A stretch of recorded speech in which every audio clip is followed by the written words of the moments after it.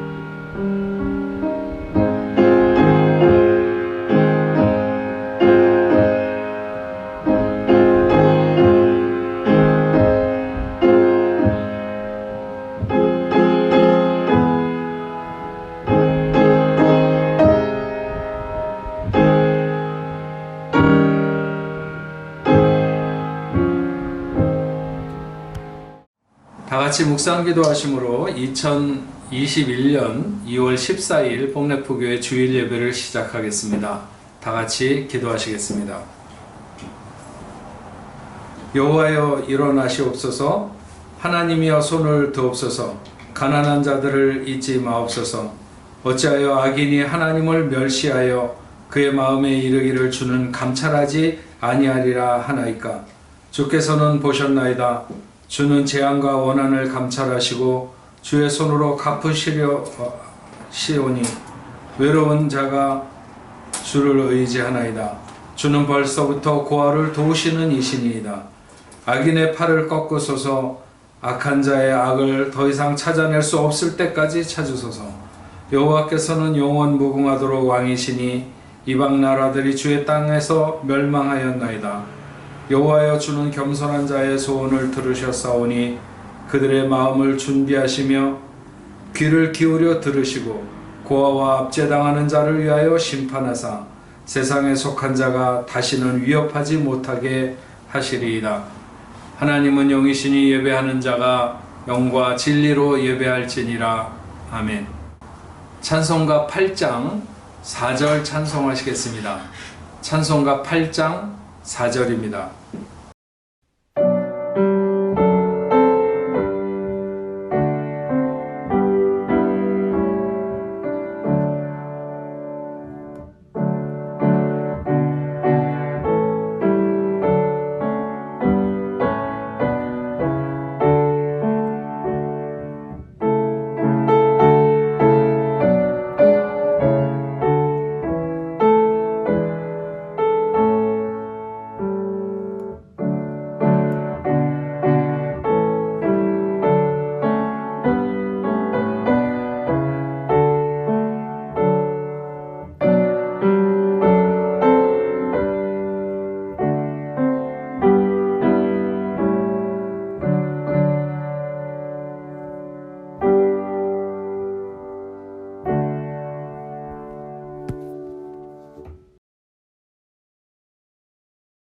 나는 전능하신 아버지 하나님, 천지의 창조주를 믿습니다. 나는 그의 유일하신 아들, 우리 주 예수 그리스도를 믿습니다. 그는 성령으로 잉태되어 동정녀 마리아에게서 나시고 본디오 빌라도에게 고난을 받아 십자가에 못 박혀 죽으시고 장사된 지 사흘 만에 죽은 자 가운데서 다시 살아나셨으며 하늘에 오르시어 전능하신 아버지 하나님 우편에 앉아 계시다가 거기로부터 살아있는 자와 죽은 자를 심판하러 오십니다.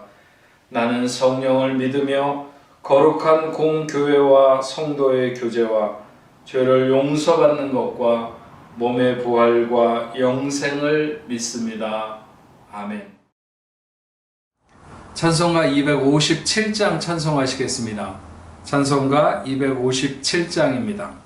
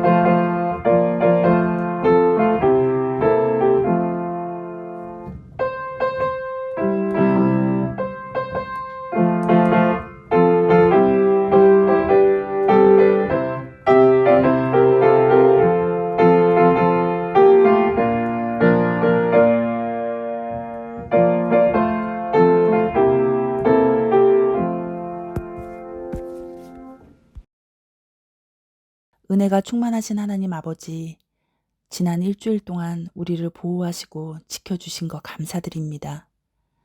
하나님의 선물인 하루하루의 날들을 살다가 오늘 하나님을 예배하는 이 자리에 모두 모였습니다. 우리를 세상 가운데서 불러주시니 감사합니다. 우리가 날마다 새 사람을 덧입고 주께로 가까이 오기를 기다려주시니 감사드립니다. 우리의 모든 죄를 용서해 주시고 우리에게 성령을 주셔서 영적인 일들을 감지할 수 있도록 해주시고 하나님과 교제할 수 있도록 해주시니 감사합니다. 또한 우리에게 교회 공동체를 주셔서 하나님께 합심하여 이 예배의 자리에 나올 수 있게 하심에 감사드립니다. 주님, 지난 일주일간 우리가 지었던 죄들을 이 시간 고백합니다. 우리 존재의 근원 되시는 하나님을 찾지 않고 살았던 시간들, 하나님을 마음 가장 깊은 곳에 모시지 않고 우리의 욕심과 욕망을 따라가며 하나님을 잊고 살았던 시간들을 이 시간 용서하여 주시옵소서. 세상을 사랑하고 돈을 쫓아 살았던 삶을 용서하여 주시옵소서. 하나님의 말씀을 따라 살아보려고 노력하지 않았던 매 순간들을 용서하여 주시고 우리를 새롭게 변화시켜 주시옵소서. 이 시간 하나님께 기쁨으로 두 손 들고 항복하는 은혜의 예배가 되게 인도하여 주시옵소서. 우리의 소중한 것들을 주님께 드리며 마음 깊이 전심으로 하나님을 경배하는 시간이 되게 하여 주시옵소서. 우리의 찬양 가운데 임하여 주시고 말씀으로 임하여 주시옵소서. 하나님이 세우시고 사랑하시는 이 뽕네프 교회가 세상을 이기는 교회 되게 하시고 더욱 거룩하고 깨끗하게 구별되게 하옵소서. 기도의 능력이 더욱더 있는 교회, 주의 말씀이 흥왕하고 성도들의 삶에 부흥이 있는 교회, 전도와 선교회, 전 교인이 마음을 함께하는 교회가 되게 하여 주시옵소서. 2월 16일부터 시작하는 2기 제자 훈련을 통해서 예수님의 제자된 성도들이 많이 세워지고 그들의 변화된 삶이 시작되는 귀한 훈련의 시간이 되도록 도와주시옵소서. 목사님과 모든 사역자분들을 강하게 붙들어 주시고 매일 성령 충만함을 부어주시고 그들의 모든 필요를 넉넉하게 공급하여 주시옵소서. 뽕네프 교회가 후원하는 모든 선교사님과 사역자 위에도 동일한 은혜가 있기를 기도합니다. 특별히 몸이 아픈 지체들, 병원에 있는 지체들에게 하나님의 치유의 광선을 비춰주셔서 치료가 급속하게 일어나게 하여 주시고 그들의 치유를 통하여 하나님께서 홀로 영광 받아 주시옵소서. 이 시간 담임 목사님을 통해 선포되는 권능의 하나님의 말씀을 우리가 열린 마음, 환영하는 마음으로 받을 수 있게 도와주시고 그 말씀을 잘 깨달을 수 있도록 성령께서 도와주시옵소서. 그리고 우리의 삶 속에서 그 결단과 적용들이 계속해서 이어져 갈 수 있도록 우리를 붙들어 주시옵소서. 코로나19로 인해 그리고 그로 인해 파생되는 많은 어려운 일들 속에서도 주께서 나와 함께 하시니 두려울 것 없다는 시편 기자의 믿음의 고백이 우리들의 입에서도 터져 나올 수 있도록 도와주시옵소서. 그리고 하루빨리 코로나19를 종식시켜 주시기를 간구합니다. 우리의 모든 기도와 찬양과 예물과 섬김을 흠양하여 주시고 오직 하나님만이 영광 받아 주시옵소서. 이 모든 말씀 우리 주 예수님의 이름으로 간절히 기도드립니다. 아멘. 성경 말씀 보시겠습니다. 하나님께서 오늘 우리에게 주시는 말씀은 구약 성경 신명기 16장 9절부터 12절 말씀까지 보겠습니다. 구약 성경 287페이지 신명기 16장 9절부터 12절 말씀입니다.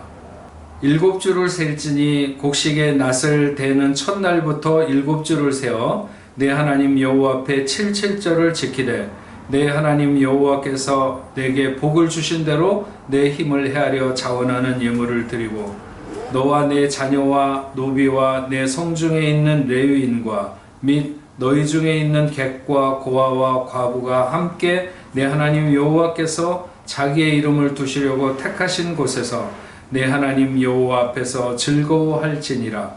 너는 애굽에서 종되었던 것을 기억하고 이 규례를 지켜 행할지니라. 아멘. 네, 뽕네프 성도 여러분, 한 주간 동안도 평안하게 잘 지내셨습니까? 오늘 2월 두 번째 주일 우리가 함께 생각하고자 하는 하나님의 말씀은 신명기 16장 9절부터 12절에 있는 말씀으로 인생의 3대 절기 중에 두 번째 77절에 대한 말씀을 함께 나누려고 합니다.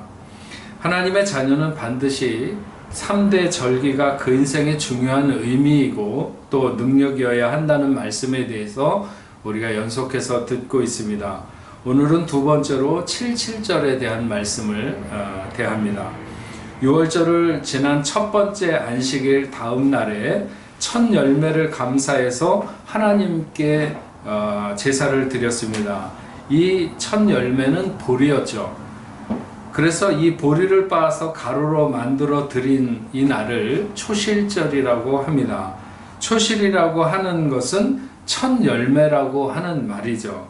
다른 말로는 맥추절이라고도 했는데 초실절이라고 하는 말은 종교적 의미가 담긴 말이고, 맥추절이라고 하는 말은 농사적 의미가 담긴 말입니다. 오늘날 교회에서 맥추 감사절을 지키는 교회들이 더러 있는데 그것과는 시기가 다르죠. 오늘날의 맥추절은 77절 혹은 오늘 우리가 생각하는 이 오순절과 같은 의미로 사용하지만, 원래 맥추절은 보리 이삭의 첫 열매를 드리던 초실절과 같은 의미였습니다. 그러니까 예수께서 부활하신 날이 6월절을 지난 첫 번째 안식일 다음 날이었죠. 그래서 초실절에 주님이 부활하신 것입니다. 우리가 예수님을 부활의 첫 열매가 되신다 이렇게 말하는 것은 바로 그 주님이 초실절에 부활하신 것이죠. 그 초실절로부터 49일, 그러니까 7주가 지난 바로 다음 날이 77절 혹은 오순절, 50번째 되는 날이라 그래서 오순절이라고 이렇게 말합니다. 그러니까 일찍 추수하는 보리의 추수 시작으로 시작해서 늦게 추수하게 되는 미래 수확하는 기간이 약 50일 정도가 걸린 것이고, 그래서 초실절로부터 50일이 되는 날을 우리가 오순절이라 혹은 77절이라 이렇게 부르게 됩니다. 인생의 3대 절기는 과거와 현재와 미래 시제에 나누어서 생각해 볼 수 있는데, 6월절은 그러면 과거에 해당한다고 볼 수 있습니다. 예수님께서 세상죄를 지고 가는 어린 양이 되셔서 십자가의 죽으심으로 피를 흘려 주셨습니다. 우리가 구원 얻게 된 것은 우리가 항상 잊지 말고 우리의 중심에 살아있어야 되는 내용이지만, 그러나 그것은 이미 주님이 완성하신 것이죠. 이스라엘 백성들이 그들의 과거의 애굽의 노예로부터 해방된 것에 대해서 늘 잊지 말라고 이렇게 하신 것처럼, 우리의 구원받은 사실은 잊을 수 없고 잊어서도 안 되는 일이지만, 그러나 이미 우리를 위해서 주님이 이루어 놓으신 일이죠. 그래서 6월절은 시제로 보면 과거에 속한다 이렇게 볼 수 있습니다. 77절은 현재의 의미를 강하게 나타냅니다. 그것은 하나님이 우리의 삶을 풍성하게 하시고 또한 능력 있게 하시고, 그리고 또한 사명을 감당할 수 있도록 새 힘을 주시는 그런 절기이기 때문입니다. 6월절이 우리가 어린 양 되시는 예수와 깊은 만남을 갖는 것이라면, 77절은 우리가 성령 하나님과 깊은 만남을 갖게 되는 것이다 이렇게 볼 수 있습니다. 성령님은 우리에게 어떤 역할을 하십니까? 현재 내 삶을 도우시는 능력이 되시는 것이죠. 어떻게 사는 것이 하나님이 원하시는 것인가 하는 것을 우리에게 알려주시고, 어떻게 해야 그렇게 살 수 있는지도 알려주시고, 또 그럴 수 있는 능력을 부어주시는 것이죠. 그래서 77절 혹은 오순절은 우리의 현재를 위한 절기이다 이렇게 말할 수 있습니다. 장막절은 이스라엘 백성들이 광야에서 장막에서 생활했던 것을 기억하는 의미를 가지고 있지만, 그러나 그것은 이 다음 우리가 영원한 하늘의 장막에 살 것에 대한 소망을 가지고 있는 것이기 때문에 미래에 관한 의미를 준다고 볼 수 있습니다.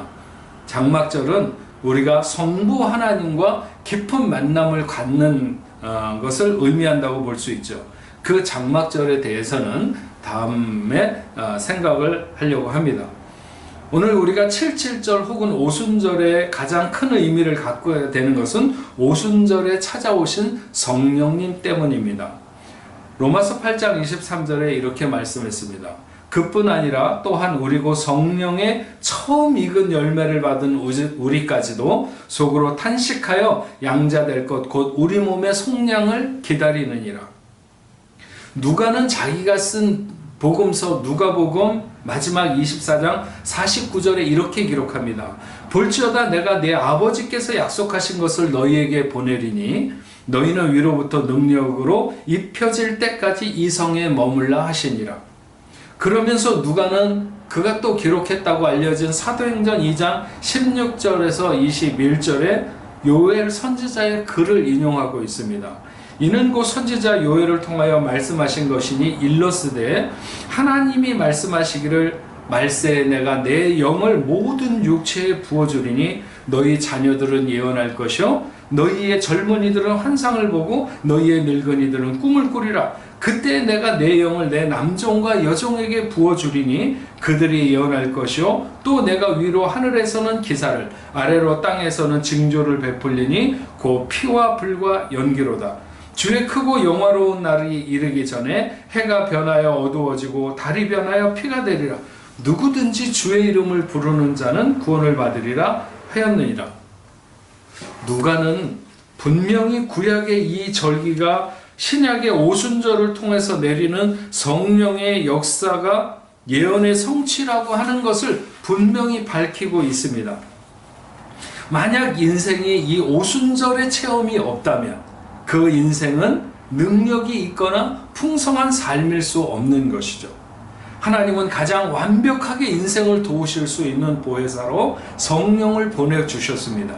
우리 인생에 오순절이 있다는 것은 성령과의 동행을 의미하는 것입니다. 오늘 말씀에서 우리는 먼저 구약에서 이 77절의 절기를 어떻게 지키라고 했고 또 어떻게 지켜야 하는지에 대해서 먼저 살펴보겠습니다.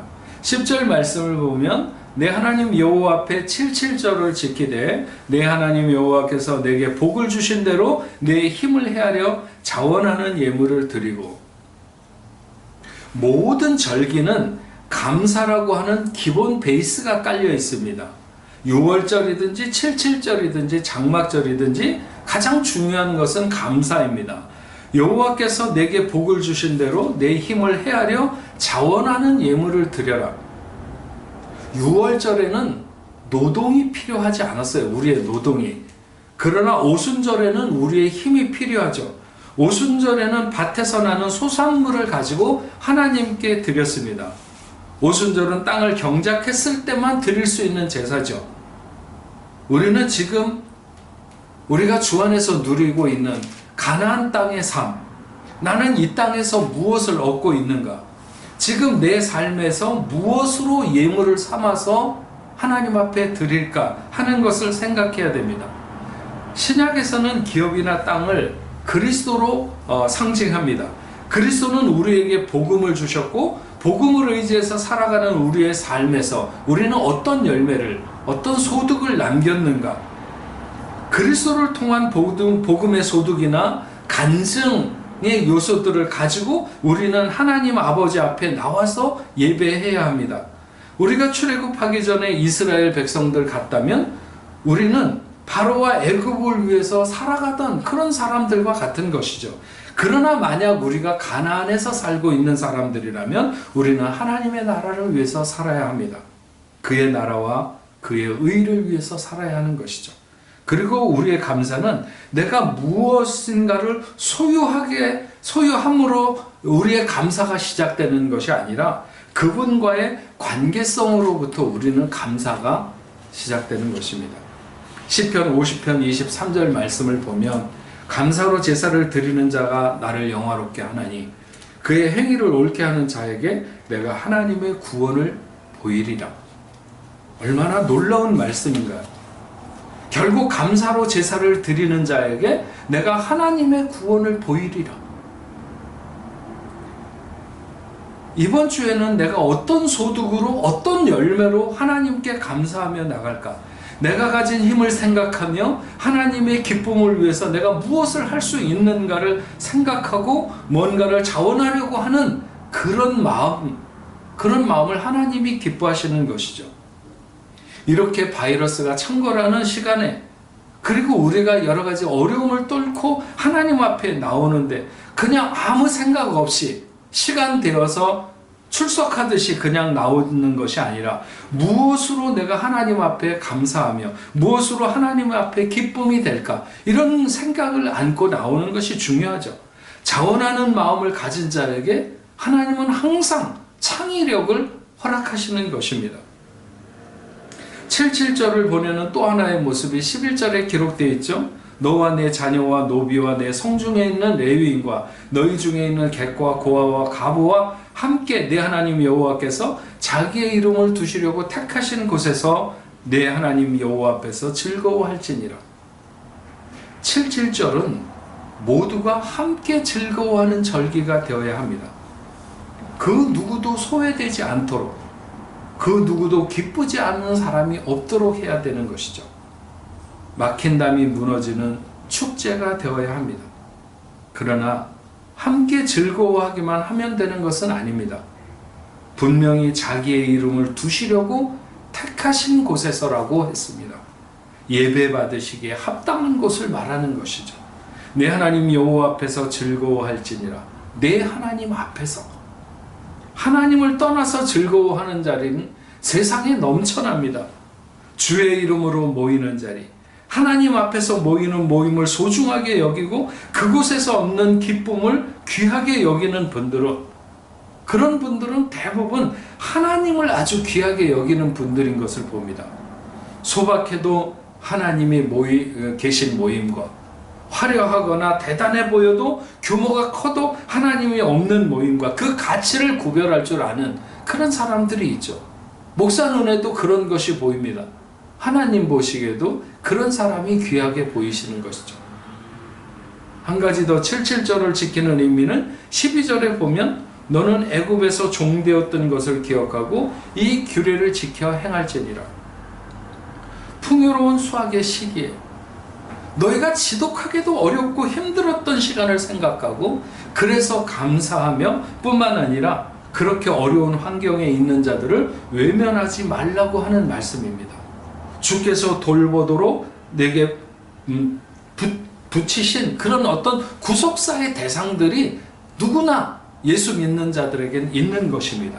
나의 성숙으로 인해서 생명이 흘러가는 것이 막혀지지 않고 끊어지지 않도록 되어야 하는 것이죠.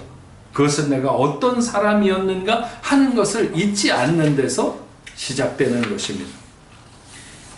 이제 우리는 이 7.7절, 즉 오순절에 역사된 성령의 역사가 우리에게 무엇을 말씀하는지를 살펴보면서 은혜를 받고자 합니다. 예수님의 제자들은 예수님이 십자가에 달리실 때까지만 보면 주님의 제자 훈련이 실패했다고 말해야 하지 않을까 싶을 정도로 주님의 훈련이 끝날 때까지 그들은 매우 한심했습니다. 일단 주님이 십자가에 달려 죽으실 때 거의 다 도망가 버렸습니다. 그렇게 당당하던 제자 베드로가 계집종 앞에서 3번이나 부인하고 도망했으니 다른 제자들은 말할 필요도 없었던 것이죠. 그리고 주님이 부활하신 후에도 그들은 자기들의 과거의 생업의 현장이었던 고기 잡는 곳으로 갔습니다. 3년 동안 예수님을 따라다니며 배운 것이 마치 하나도 남아있지 않은 것 같았습니다. 하지만 그들이 오순절 성령을 체험하면서 그들은 전에 그들이 아니었습니다. 이미 떨어져 나가서 스스로 목숨을 끊은 가룟 유다를 제외하고 단 한 사람도 그들의 제자된 삶에서 이탈한 사람이 없었고 실패한 사람이 없었습니다. 아니, 거의 모든 제자들이 순교로 그들의 삶을 마감했던 것을 알 수 있습니다. 어떻게 그렇게 담대할 수 있었는지, 어떻게 그렇게 뛰어날 수 있었는지, 어떻게 그렇게 능력이 있게 되었는지, 어떻게 그렇게 충성스러울 수 있었는지 설명할 수 있는 것은 단 하나, 오순절에 성령이 임할 때 그들이 그렇게 되었다는 것입니다. 사도행전 2장 8절 이하에 이런 말씀을 기록하고 있습니다. 우리가 각 사람이 난 곧 방언으로 듣게 된 것이 어찌 됨이냐?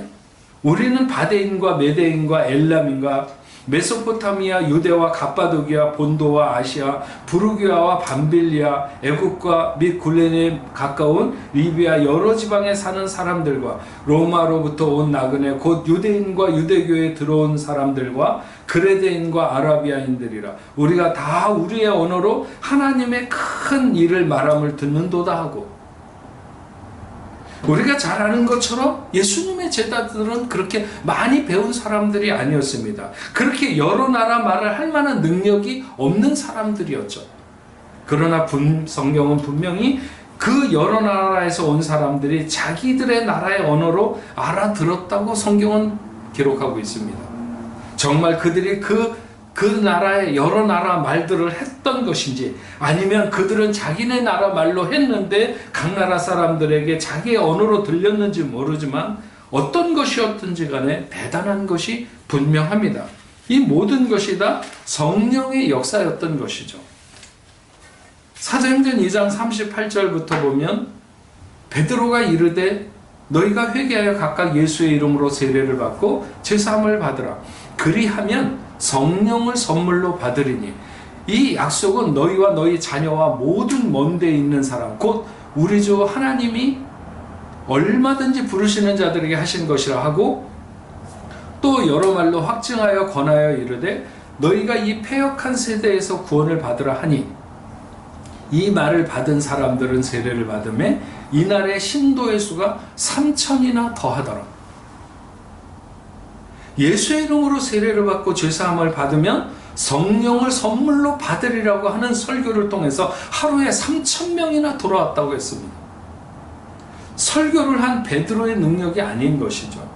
베드로를 도우시는 성령의 능력인 것입니다. 오순절의 성령은 마른 막대기와 같은 인생을 마치 시냇가에 심기운 나무처럼 풍성하고 왕성할 뿐만 아니라 놀라운 역사를 나타내게 했습니다.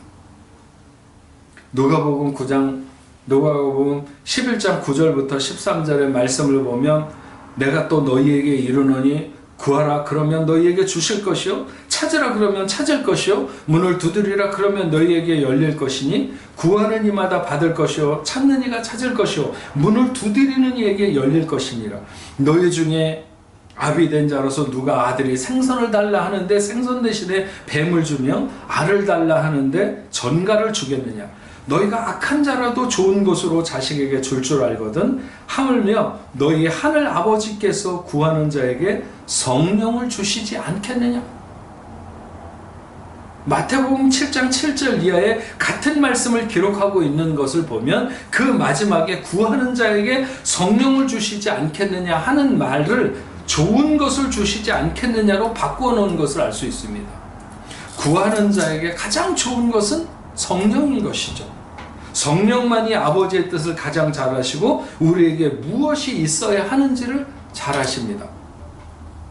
로마서 8장 26절 이하의 말씀을 보면 이와 같이 성령도 우리의 연약함을 도우시나니 우리는 마땅히 기도할 바를 알지 못하나 오직 성령이 말할 수 없는 탄식으로 우리를 위하여 친히 간구하시느니라. 마음을 살피시는 이가 성령의 생각을 아시나니 이는 성령이 하나님의 뜻대로 성도를 위하여 간구하심이니라. 우리가 알거니와 하나님을 사랑하는 자 그의 뜻대로 부르심을 입은 자들에게는 모든 것이 합력하여 선을 이루느니라. 하나님이 미리 아신 자들을 또한 그의 아들의 형상을 본받게 하기 위하여 미리 정하셨으니 이는 그로 많은 형제 중에 맏아들이 되게 하려 하심이니라. 또 미리 정하신 그들을 부르시고 부르신 그들을 또한 의롭다 하시고 의롭다 하신 그들을 또한 영화롭게 하셨느니라. 모든 인생은 오순절을 지나면서 하나님의 뜻 앞에 온전해지고 풍성해지고 능력 있게 됩니다. 성령이 역사하는 삶이 되는 것과 그 이전의 삶이란 완전히 다른 것입니다. 목적이 다르고 가치가 다르고 방식이 다르고 열매가 다른 것이죠. 출애굽기 10장을 보면 하나님이 애굽에 내렸던 10가지 재앙 중에서 8번째 재앙이 메뚜기 재앙입니다. 출애굽기 10장 13절에 이런 말씀이 있습니다. 모세가 애굽 땅 위에 그 지팡이를 들매 여호와께서 동풍을 일으켜 온 낮과 온 밤에 불게 하시니 아침이 되매 동풍이 메뚜기를 불러들인지라. 메뚜기가 날아다니는 곤충이긴 하지만 그 곤충도 한 번에 날 수 있는 거리가 있습니다. 그렇게 모두가 시간에 맞추어서 하나님이 원하는 같은 장소에 자기들의 능력으로 도착할 수가 없습니다. 하나님은 사방에서 바람을 불게 하셨고 메뚜기들은 그 부는 바람에 올라타기만 하면 하나님이 원하시는 곳까지 날아올 수 있었던 것입니다. 바람 같은 성령이라는 표현을 하는데 바람을 거스르며 사는 인생과 바람을 타는 인생은 다릅니다. 우리가 무슨 힘으로 하나님의 뜻을 이루고 또 하나님의 역사를 나타낼 수 있겠습니까?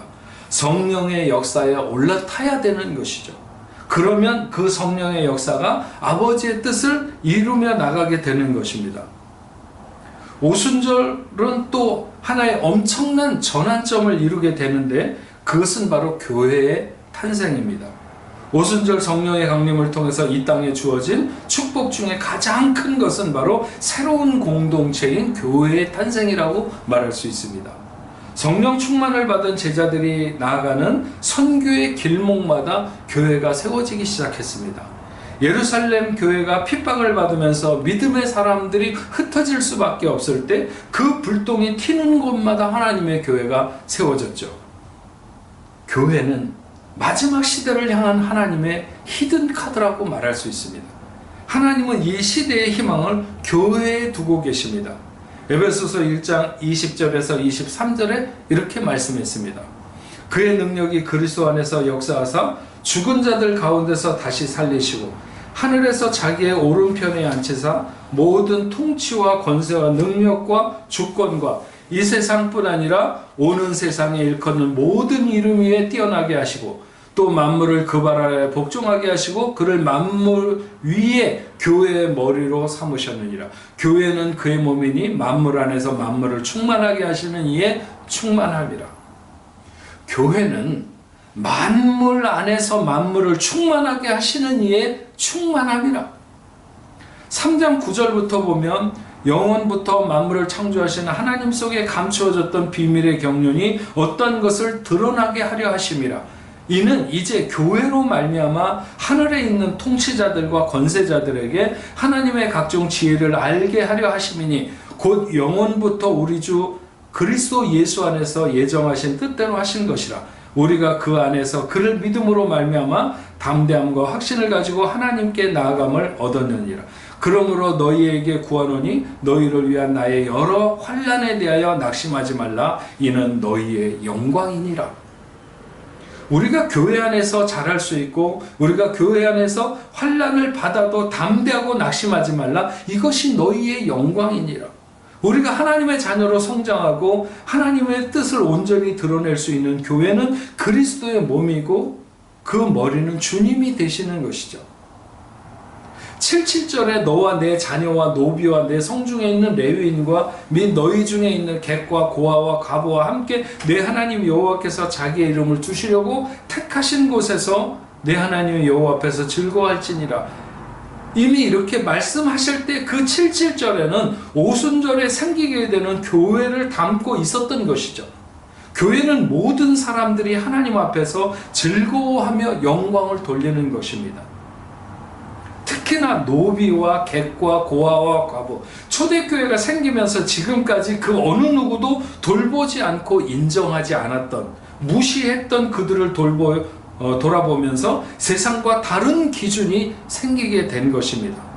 세상이 교회를 두려워하게 된 것은 교회에 어떤 권력자가 들어오거나 아니면 무슨 제도적인 권세가 교회에서 생긴 것이 아닙니다. 교회 안에 들어오는 것으로 모두가 하나 되는 것에 대해서 세상은 두려워했습니다.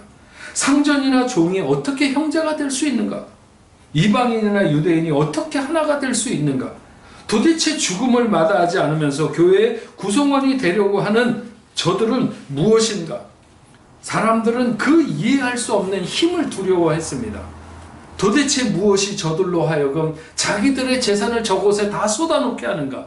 도대체 무엇이 저들로 하여금 저렇게 핍박을 받는데도 좋아하게 기뻐하게 만드는가? 이런 것이 세상이 이해하지 못하는 것이었습니다. 그리고 지금도 여전히 교회는 세상으로부터 이해할 수 없는 것입니다. 이렇게 재미난 것이 많은 세상에서, 이렇게 신나는 것이 많은 세상에서 왜 교회를 다닐까? 세상은 여전히 교회를 이해하지 못합니다. 하지만 오순절의 성령의 역사를 통한 교회를 세상에 주신 아버지의 뜻은 교회가 세상을 회복하고 만물을 회복하고 교회를 통해서 하나님의 나라가 이루어질 것에 대한 기대를 가지셨습니다. 교회는 하나님의 기대입니다. 우리는 그 교회를 중심으로 살아야 하고 믿음의 생활을 해야 합니다. 우리 인생의 두 번째 절기인 칠칠절, 즉 오순절이 살아있다는 것을 오순절이 살아있다는 것은 우리가 교회를 중심으로 생활을 하고 있다는 것을 의미하는 것입니다. 복래포교회 성도들은 성령을 통한 이 칠칠절 오순절에 주시는 그 풍성한 삶과 교회를 통한 사명의 삶이 동시에 이루어지는 그런 영광스럽고 복된 그런 삶이 되시기를 주의 이름으로 축원합니다. 기도하겠습니다. 하나님 아버지 감사합니다. 오늘 신명기 16장 9절부터 12절에 있는 말씀을 통해서 인생이 지켜야 되는 3대 절기 중에 두 번째 칠칠절에 대한 오순절에 대한 말씀을 듣습니다. 우리가 정말 성령께서 우리와 함께 하시는, 우리와 동행하시게 된 이런 놀라운 은혜가 아니라면 우리가 세상을 살아갈 아무런 힘과 능력이 없을 것입니다. 그럼에도 불구하고 우리에게 찾아오시고 우리에게 함께 하셔서 능력을 부으셔서 우리를 풍성하게 하실 뿐만 아니라 능력 있게 하시고 또 교회를 통한 사명자로 살아갈 수 있는 귀한 은혜를 허락해 주신 것을 감사드립니다. 우리 모든 복래포교회 성도들에게 이 오순절이 살아있는 절기가 될 수 있도록 주여 도와주시옵시고, 그래서 그렇게 하나님이 허락하시는 풍성함과 능력이 있음, 그리고 온전한 사명을 감당하는 인생들로 살아가는 저희가 다 되게 하여 주옵소서. 예수님의 이름으로 기도합니다. 아멘. 찬송가 194장 찬송하시겠습니다. 찬송가 194장입니다.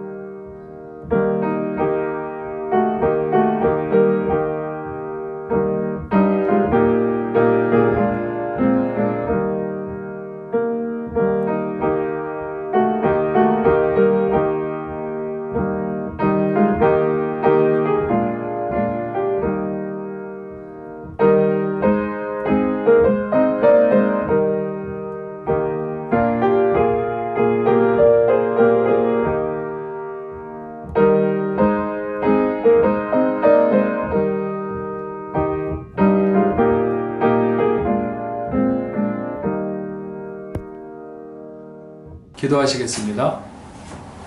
하나님 아버지 감사합니다. 오늘도 저희들 하나님 앞에 예배하며 귀한 예물을 올려드립니다. 믿음으로 드리는 모든 손길들마다 저들이 하는 모든 일에 하나님 함께 해주시고 홀로 영광 받아 주옵소서. 우리가 이 땅에 재물을 쌓고 살아가는 것이 아니라 하늘나라의 보화를 쌓는 그런 복된 삶이 될 수 있도록 인도하여 주시옵시고, 저들이 나가는 삶의 여정에서 함께 하시며 어떤 환난과 어려움을 만나든지 낙심하지 아니하고 믿음으로 사는 성도들이 다 되게 하여 주옵소서. 믿음의 자녀들이 경영하는 사업과 가정과 직장생활 하는 모든 일에 은혜를 베푸시고 복을 내려 주시옵시며, 또한 그런 것으로 우리가 주님 앞에 11조로 감사 예물로 선교 헌금으로 주일 헌금으로 또 혹은 구제 헌금으로 구별하여 드리는 그 모든 곳에 아버지 하나님 은혜를 허락하시고 넘치도록 채워 주옵소서. 믿음의 사람들이 흩어지는 삶의 여정에서 늘 성실하고 또 진실할 수 있도록 주여 도와주시고, 많은 사람들에게 본이 되는 삶을 살아가는 믿음의 자녀들이 다 되도록 주여 도와 주옵소서. 아버지 하나님, 흩어져 있는 모든 선교사님들에게도 하나님 함께 주시고 힘을 더하여 주시옵시며, 넉넉히 아버지 하나님의 나라를 일구며 가꾸는 데 부족함이 없도록 주님 도와 주옵소서. 아버지 하나님, 오늘은 2월 두 번째 주일로 치유주일입니다. 당신의 사랑하는 자녀들 가운데 질병으로 인하여 고통받는 자녀들이 있습니다. 아버지 하나님, 이제 찾아가 주시고 저들과 함께하여 주셔서 예수의 이름으로 모든 질병이 물러가게 하시고 깨끗이 낫는 귀한 역사가 있도록 인도하여 주옵소서. 예수의 이름으로 명하노니, 예수의 이름으로 명하노니, 모든 질병은 당신의 사랑하는 자녀들에게서 떠날지어다, 떠날지어다, 떠날지어다. 하나님 치료하시고 강건케 하여 주옵소서. 저들의 마음의 소망을 이루시고 하나님 홀로 영광받아 주옵소서. 이제는 우리 주 예수 그리스도의 은혜와 하나님 아버지의 크신 사랑과 성령님의 감화 감동 위로 교통하심이 오늘 하나님 앞에 예배하는 당신의 사랑하는 자녀들과 저들의 가정과 직장과 두고온 고국 외에 세계 만방에 흩어져 복음을 전하는 모든 선교사들과 그 사역지 위에 이제로부터 영원토록 함께 있을지어다. 아멘.